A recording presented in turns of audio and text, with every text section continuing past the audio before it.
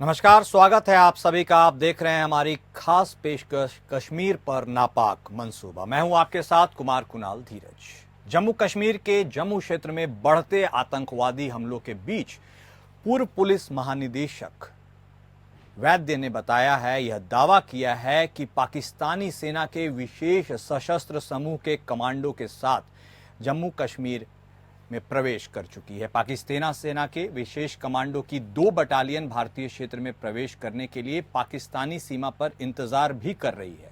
यह बात जम्मू कश्मीर पुलिस के पूर्व डीजीपी ने सोशल मीडिया प्लेटफॉर्म एक्स पर एक वीडियो संदेश में कहा। पूर्व डीजीपी एसपी वैद ने अपने पोस्ट में आगे कहा कि कथित तौर पर जम्मू क्षेत्र में हाल ही में हुए हमलों के पीछे पाकिस्तान के शीर्ष सेना कमांडर का हाथ है। यह कोई आश्चर्य की बात नहीं कि ये हमले सटीकता के साथ हो रहे हैं। उन्होंने कहा कि यह युद्ध की कार्रवाई है और भारत को उसी के अनुसार जवाब देने की जरूरत है। दिलचस्प बात यह है कि ब्रिटेन स्थित लेखक अमजद अयूब मिर्जा ने अपने एक्स अकाउंट पर हालिया हमलों में पाकिस्तानी सैनिकों की संलिप्तता के बारे में इसी तरह के तथ्य पोस्ट किए थे। जम्मू कश्मीर में पिछले कुछ समय में आतंकी हमले बढ़े हैं। पाकिस्तान ऑक्युपाइड कश्मीर के प्रसिद्ध एक्टिविस्ट डॉक्टर अमजद अयूब मिर्जा ने इसके लिए पाकिस्तान की सेना को सीधे तौर पर जिम्मेदार बताया है। उन्होंने दावा किया है कि पाकिस्तान कारगिल जैसी एक और लड़ाई शुरू करने जा रहा है। इसके लिए पाकिस्तानी सेना के सैकड़ों जवानों ने घुसपैठ की है और सैकड़ों ऐसा करने की ताक में हैं। अयूब मिर्जा ने 28 जुलाई को एक्स पर पोस्ट कर कई सनसनीखेज दावे किए हैं। अयूब मिर्जा ने कहा है कि हाल के दिनों में जम्मू कश्मीर में जो हमले हुए हैं उन्हें आतंकियों ने नहीं बल्कि पाकिस्तानी सेना ने अंजाम दिया है। पाकिस्तानी सेना के एसएसजी के general officer commanding major general Adil Rahmani ने जम्मू क्षेत्र में हमले कराए हैं। अयूब मिर्जा ने कहा कि एसएसजी के 2 और बटालियन को पाकिस्तान ऑक्युपाइड कश्मीर के मुजफ्फराबाद में रखा गया है। ये भी जम्मू और कश्मीर में घुसपैठ के लिए तैयार बैठे हैं। इन दोनों बटालियन में तकरीबन 500 पाकिस्तानी सैनिक है। अगर ये घुसपैठ कर गए तो स्थानीय जिहादियों की मदद से पीर पांजाल की पहाड़ियों में कारगिल जैसी लड़ाई शुरू हो सकती है। बता दें कि 1999 में करीब 5000 पाकिस्तानी सैनिकों ने कारगिल में घुसपैठ की थी। इस जंग में पाकिस्तान की हार हुई थी। उसने अपने सैनिकों के शव लेने तक से इनकार कर दिया था। 62 दिनों तक चली कारगिल की लड़ाई में भारत के 527 जवान शहीद भी हुए थे।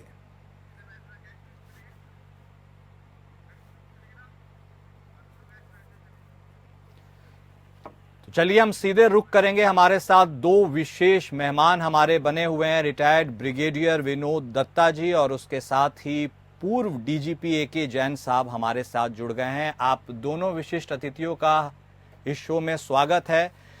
सर, सबसे पहले विनोद सर आपके पास ही आएंगे। लगातार कश्मीर में जो नापाक मंसूबा पाकिस्तान की तरफ से चलाया जा रहा है, एसएसजी का इस्तेमाल करके यह घुसपैठ करवाई गई और करवाने की भी कोशिश की जा रही है 2 बटालियन की। ऐसा क्यों कर रहा है पाकिस्तान? क्या उसके मंसूबे हैं? 1999 की हार को क्या पचा नहीं पाया वो? देखिए, आपने सही कहा, क्योंकि पाकिस्तान में बिना कश्मीर कार्ड के मतलब कोई भी चीज वहाँ, कोई चाहे वो सियासत हो चाहे वहाँ की हुकूमत हो, वो मुकम्मल नहीं होती। आप देखिए सन 47-48 में जब वो कबायली आए थे तो वो कबायलियों के देश में भी वो रेगुलर फोर्सेस थी। आप 99 में कारगिल में, क्योंकि मैं उसका हिस्सा रहा हूँ तो मुझे मालूम है, कारगिल में भी आप देखिए वो जो बकरवाल या गुजर थे उनके रूप में उन्होंने जो हमारी विंटर वेकेटेड पोस्ट थी उन पे कब्जा किया था। तो ये कोई नई बात नहीं है। और आप ये देखिए, जिनको ये मुजाहिदीन कहते हैं वो उनके रेगुलर ट्रुप्स हैं और वहाँ इनको एक मतलब एक मॉडस ऑपरेंडाई के तहत इनको कश्मीर में भेजा जाता है, जिससे हमारी जो ट्रुप्स हैं उनको एंगेज कर सके। लेकिन पाकिस्तान को ये पता नहीं कब समझ में आएगा कि साहब उन्होंने इतनी कोशिशें की और सारी नाकाम रही हैं कि भारत की जो उसका स्टेटस और स्टेचर है वो दिन पे दिन बढ़ता जा रहा है। हमारी जो सिक्योरिटी फोर्सेस हैं वो अब इतना आला दर्जे का काम कर रही हैं कि वो कोई भी इस तरह के मंसूबों को सफल नहीं होने देंगी। एसएसजी, हाँ, उनकी एक स्पेशल ऑपरेशंस के लिए एक टुकड़ी है और 600 अगर आदमी उन्होंने, जैसी रिपोर्टें हैं कि अगर उन्होंने जम्मू रीजन में उनको घुसपैठ करा दी है तो ये वाकई चिंता का सबब है। और खासकर हमारी जो इंटेलिजेंस एजेंसीज हैं उन्हें समन्वय के साथ इस पे काम करना चाहिए। अगर ये एक्शनेबल इंटेलिजेंस है तो भारतीय सिक्योरिटी फोर्सेस को एकदम एक्शन लेना चाहिए, कॉम्बिंग ऑपरेशंस करने चाहिए और फोर्सेस को रीडिप्लॉय करना चाहिए, क्योंकि हमारे यहाँ ट्रुप्स की कोई कमी नहीं है। हमारे यहाँ आप देखिए, लोग कई बार इस तरह की बातें करते हैं कि साहब चीन के पास इतनी फौज है उतनी है। भाई हमारे यहाँ 14 लाख के करीब तो फौज है और करीब 8 या 9 लाख करीब हमारे पास पैरामिलिट्री फोर्सेज या सीएपीएफ जिन्हें आजकल कहते हैं वो हैं। तो भारत के लिए ये एक चुनौती जरूर है, लेकिन भारत को थोड़ा सा इसमें सचेत रहना पड़ेगा। और खासकर अगर जैसा आप बता रहे हैं कि साहब मुजफ्फराबाद में अगर 2 बटालियन तैनात कर रखी है उन्होंने या उनको लॉन्च करना चाहते हैं, तो आजकल इस तरह का आपके पास मतलब रिसोर्स और रीच दोनों हैं कि आप उन बटालियंस को, अगर आपके पास हार्ड इंटेलिजेंस है तो उनको आप अटैक कर सकते हैं और उनको खत्म कर सकते हैं। जी बिल्कुल विनोद साहब, और वार्निंग बेल भारत के लिए इसलिए भी है क्योंकि पूर्व डीजीपी एसपी वैद ने एक सनसनीखेज खुलासा किया है। लोगों के तो मतलब जमीन तले, मतलब पैर तले जमीन खिसक गई है। मैं तो मतलब बिल्कुल हैरान हो गया हूं उस बात को लेकर, और इसलिए सीधे एके जैन साहब का रुख करूंगा। सर ये हो क्या रहा है? क्या हमें अगर स्पेशल इनपुट मिले हैं, अगर इतने बड़े बड़े लोग इस बारे में कुछ फीडबैक दे रहे हैं, तो वाकई में वार्निंग बेल है और हमारा अगला कोर्स ऑफ एक्शन अब होना क्या चाहिए? हाथ पे हाथ धरे तो नहीं बैठ सकते हैं। We can not wait for Kargil to repeat again. देखिए, गवर्नमेंट ऑफ इंडिया ने शेयर किया है कि नहीं किया है, पर मुझे भी लगता है कि कुछ उनके पास में हार्ड इंटेलिजेंस है कि घुसपैठ हो चुकी है। अब कितनों की हुई है, मैं कोई गैर जिम्मेदाराना बात मैं नहीं अपने स्तर से करना चाहूंगा, क्योंकि मैं उधर के टेरेन से वाकिफ नहीं हूं। पर आप देखिए, अभी उड़ीसा से नक्सल ऑपरेशंस में लगी हुई 2 बटालियंस जिसमें करीब 2200 जवान हैं, वो उड़ीसा से विड्रॉ करके और बीएसएफ के और जेएनके पहुंचा दी गई हैं। तो जगह जगह से टुकड़ियां जा रही हैं और इंटरनल सिक्योरिटी ऑपरेशन से हटाकर उनको, जहां अब उनकी आवश्यकता, क्योंकि नक्सलिज्म का दायरा जैसा आपको पता है कि बहुत घट गया है, अब बहुत कम जिलों में है और छत्तीसगढ़, उड़ीसा में कोई मेजर कोई मिसहैप भी नहीं हुआ है। तो ये सब विड्रॉ किए जा रहे हैं। इसका मतलब है कि कोई हार्ड इंटेलिजेंस है और कोई एक्शन प्लान किया जा रहा है। एक्शन आपको कुछ ही महीने का समय है जब आपको पूरा कर लेना होगा, इनके लिए भी और अपोजिट फोर्सेस के लिए भी, क्योंकि दिसंबर आते आते तक वहां पे सब स्थिति ऐसी हो जाएगी बर्फ की कि वो फिर ऑपरेशन वहां चल पाना नामुमकिन सा हो जाएगा। तो ये मैं समझता हूं कि अगर इसमें एसपी वैद काफी समय जेएनके के डीजीपी रहे हैं, एक अच्छा नाम है उनका, अगर कोई बात कह रहे हैं, बहुत से ऑफिसर्स के अपने इन्फॉर्मर्स होते हैं और लोकल लोगों में भी बहुत से होते हैं जो कि नजदीक होते हैं, और वो स्थानीय पुलिस को नहीं बताएंगे पर जिस पे कॉन्फिडेंस है उसको बताएंगे। सर सिर्फ टोकूंगा आपको, सिर्फ वैद साहब ने नहीं कहा है, ये सिर्फ वैद साहब नहीं कर रहे हैं। पॉक के जो सबसे बेहद संजीदा एक्टिविस्ट है आयूब मिर्जा साहब ब्रिटेन से, उन्होंने भी एक्स पर पोस्ट किया और ये दावा किया है कि कारगिल रिपीट होने वाला है। जी, मैंने भी पढ़ा उसको, गंभीर आरोप है और उसको लाइटली नहीं लेना चाहिए। लाइटली लेंगे तो उसका खामियाजा भुगतना पड़ेगा। जी। जैसा कि अभी ब्रिगेडियर साहब ने कहा, हमारे पास कोई फोर्सेस की कमी नहीं है, संसाधनों की कमी नहीं है, पाकिस्तान कहीं स्टैंड नहीं करता है। अगर कहीं पर भी ऐसा है तो चाहे एयरफोर्स का इस्तेमाल करना पड़े, चाहे जो भी टेक्नोलॉजी का इस्तेमाल करना पड़े, सैटेलाइट से मैपिंग करके कि कहाँ कहाँ पे कैंप हो सकते हैं, कहाँ क्या है, और इस पार भी और उस पार भी अगर कोई ऐसी तैयारियां हैं तो उस पर प्रिवेंटिव रेड्स कराने के लिए इंडिया सक्षम है और इंडिया को करना चाहिए और पूरा कंट्रीज को वेलकम करेगा। जैसा भी इन्होंने ब्रिगेडियर साहब ने कहा, वो पाकिस्तान जो है वो इसी पे जीता है, कश्मीर पे फौज वहां की इसी पे पल रही है। वो जो पाकिस्तान के बहुत कम रिसोर्सेज हैं उसमें से जो मैक्सिमम पॉसिबल एलोकेशन है वो आर्मी को हो रहा है, वो केवल कश्मीर के उसके ऊपर ही हो रहा है। तो इशू को किसी ना किस तरह जिंदा रखना चाहते हैं। अब चुनाव आ रहे हैं, चुनाव से पहले कोई बड़ी हरकत करना चाहेंगे दहशत फैलाने के लिए, वो हमको नहीं होने देना है किसी भी दशा में, जिससे कि पीसफुल इलेक्शंस हो सकें और एक गवर्नमेंट, चुनी हुई सरकार अपनी जगह पहुंच जाए। जी बिल्कुल, चुना जाना बहुत आवश्यक है। जी बिल्कुल। विनोद सर आपके पास आएंगे और एक सवाल बना हुआ है, पिछले एक महीने में तकरीबन 4 से अधिक, कुपवाड़ा की ही सिर्फ अगर बात करें तो आतंकी हमले हो चुके हैं। इन्फिल्ट्रेशन की कोशिशें लगातार जारी हैं। मुफीद जगह भी है उनके लिए, वो बहुत ही सेफ जोन माना जाता है, आदर्श जगह है। सर एक हालिया ये भी बात नोटिस करने वाली चीज है कि एसएसजी के लेफ्टिनेंट कर्नल शाहिद सलीम, ये आशंका जताई जा रही है कि उन्होंने हमारे बॉर्डर के अंदर इंडियन साइड में प्रवेश कर लिया है, स्लीपर सेल्स को एक्टिवेट कर रहे हैं।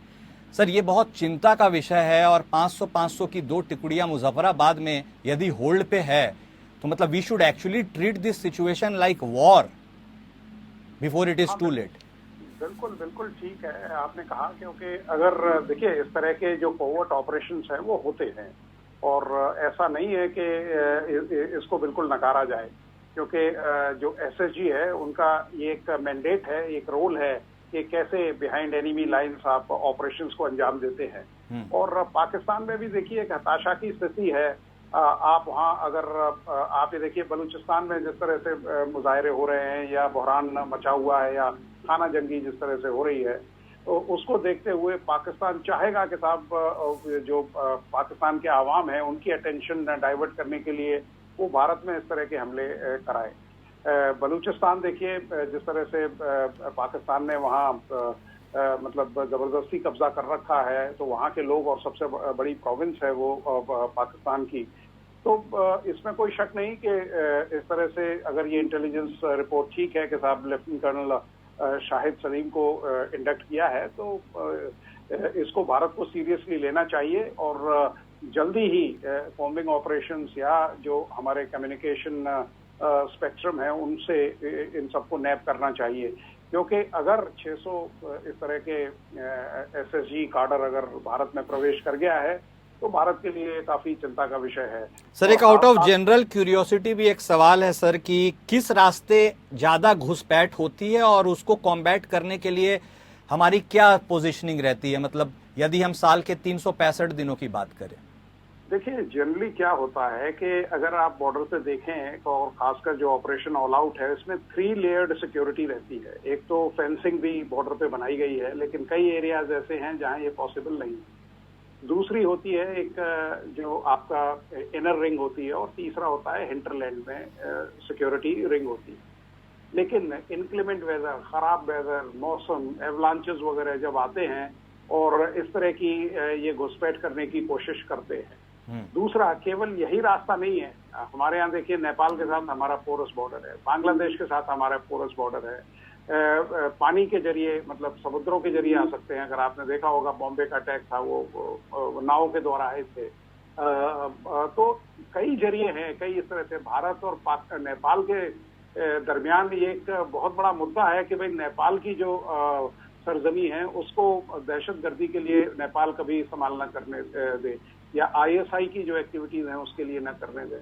तो केवल ये कहना कि साहब बॉर्डर एरियाज, क्योंकि बॉर्डर डिप्लॉयमेंट बड़ा आजकल काफी सघन है, तो ये जो लोग हैं ये काफी, देखिए अगर आप जम्मू एंड कश्मीर जो पंजाब की जो इंसर्जेंसी थी उसका अगर आप इतिहास और तारीख देखें तो 1958 में अयूब खान ने उसका सर्जन किया था या उसकी नींव रखी थी और जाके सन 84 में उसको अंजाम दिया गया।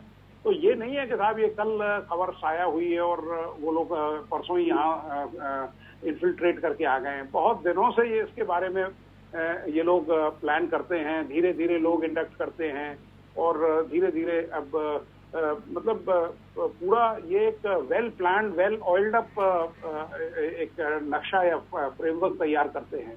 तो ये कहना कि साहब केवल बॉर्डर से, और हाँ डोमेल हो गया और भी इस तरह से कई जो जगह हैं वहाँ पे इनके लॉन्चिंग पैड्स हैं।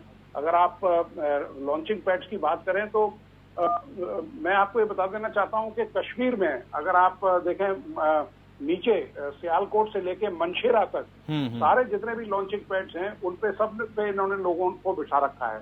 तो कहीं किसी न किसी तरीके से कैसे लोगों को इंडक्ट कराया जाए, ये इनका मेन मुद्दा रहता है। तो भारतीय जो सशस्त्र सेनाएं हैं या जो सिक्योरिटी फोर्सेस हैं, वो जनरली जो लॉन्च पैड्स हैं या जो इनके ट्रेनिंग के मरकज हैं उन पर नजर रखती है। चलिए सर, सेना तो अपना काम कर रही है, कॉम्बैट करने की कोशिश कर रही है, लेकिन आपने एक बेहद अहम मुद्दा उठाया है। अब इंटरनल पुलिसिंग की भी हम बात करेंगे, जहां नापाक मंसूबे, पाकिस्तान के नापाक मंसूबे के बारे में हम आपको बता रहे हैं। हमारे साथ हमारे दो लगातार विशेष मेहमान जुड़े हुए हैं। जैन साहब, अब आपके पास आना चाहेंगे। दत्ता साहब ने एक बहुत ही इंपॉर्टेंट बात कही है कि सेना तो चलिए कॉम्बैट कर रही है, बॉर्डर्स में इन्फिल्ट्रेशन रोकने की कोशिश कर रही है, लेकिन उन स्लीपर सेल्स के लिए इंटरनल पुलिसिंग को कैसे मुस्तैद किया जाए जो उनके लिए काम करते हैं। वो लोग जो उनको असिस्ट करते हैं, मदद करते हैं, उनको कैसे चिन्हित करना है, कैसे उनको मंसूबों को रोकना है। सर, क्या JNK पुलिस की भी एक बहुत अहम ड्यूटी है अब इस पूरे मामले को कंट्रोल करने की? देखिए, मैं हमेशा से कहता आया हूँ, फौज का काम फौज करती है, BSF, CRP, ITBP का काम अपना अलग है। जो पुलिस का काम है, क्योंकि पुलिस का आए दिन जो स्थानीय नागरिक होते हैं उनसे वास्ता पड़ता है, ये आपके ऊपर है कि आप अपनी क्रेडिबिलिटी कितनी बना पाते हैं और कितनी इंटेलिजेंस आप जो है वो पब्लिक से, जो वहाँ के अमन पसंद लोग हैं, जो वहाँ पे चाहते हैं कि शांति व्यवस्था कायम रहे और पुलिस का सहयोग करना चाहते हैं, पर डरते भी हैं टेररिस्ट से। तो ये इंटेलिजेंस कलेक्शन जो है, जो सबसे अच्छा हो सकता है वो पुलिस के माध्यम से हो सकता है। मैं हमेशा से कहता आया हूँ, पुलिस का कार्य पुलिस ही कर सकती है। वहाँ पे अगर आप फौज को डालेंगे, आप BSF और CRP की बटालियंस को डालेंगे तो वो अचीव नहीं कर पाएंगे, उसमें नुकसान ज्यादा होगा। तो ये ऐसे में चुनौती बहुत बढ़ जाती है। 99 के पुलिस फोर्स में, JNK में और आज के बड़ा फर्क है। देखिए, विलेज डिफेंस कमेटीज को बड़ा मजबूत किया जा रहा है, सेमी ऑटोमेटिक तक वेपन्स दिए जा रहे हैं।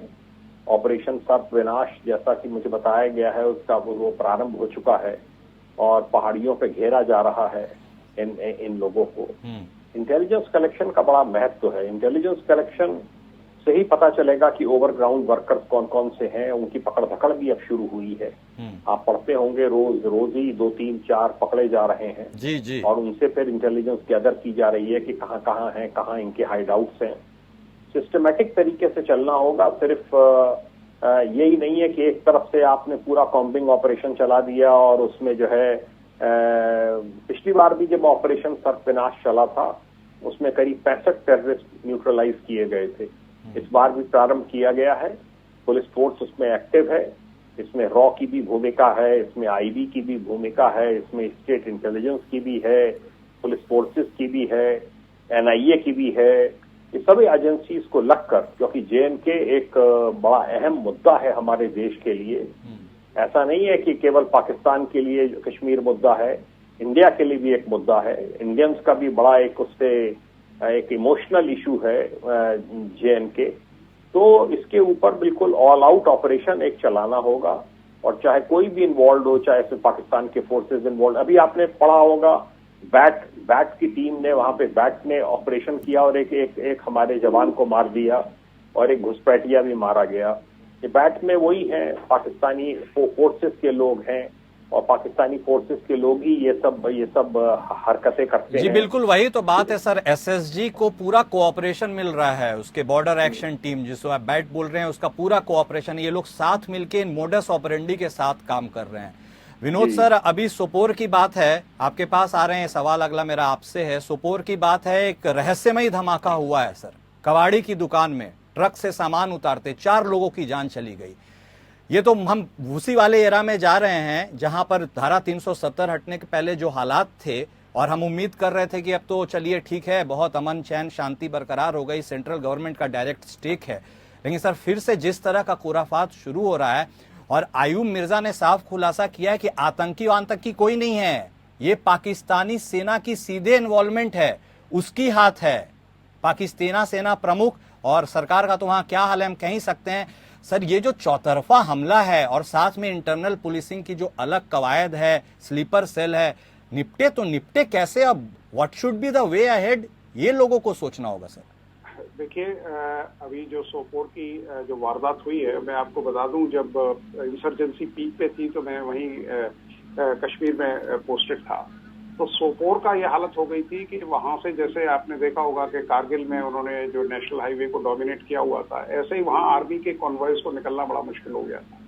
और ये जनरल कृष्णपाल साहब कोर कमांडर हुआ करते थे, तो उन्होंने ये डिसीजन लिया था कि साहब हमें सोपोर को बिल्कुल सैनिटाइज करना पड़ेगा, और एक बहुत ही काबिल ऑफिसर को उस एरिया का जिम्मेदारी दी थी।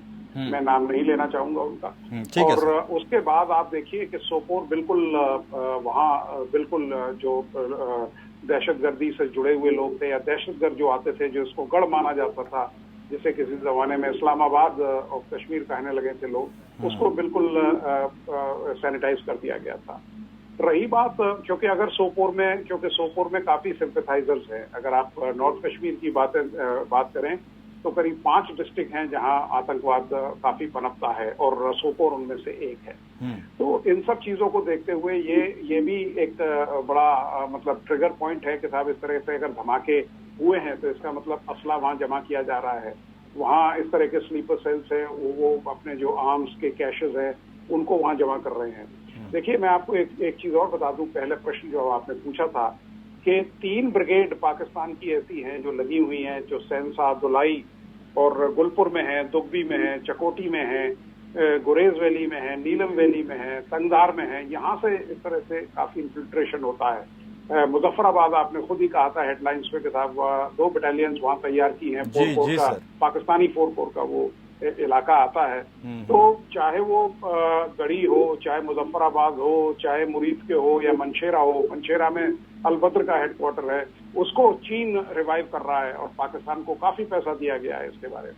बहुत कठिन चुनौती है सर, डगर बहुत कठिन है, और बिल्कुल सेना, जम्मू कश्मीर पुलिस, सेंटर सबको मिलकर सोचना होगा कि हम इस मामले में कैसे निपटें, क्योंकि प्रिकर्सर तो ये है सर।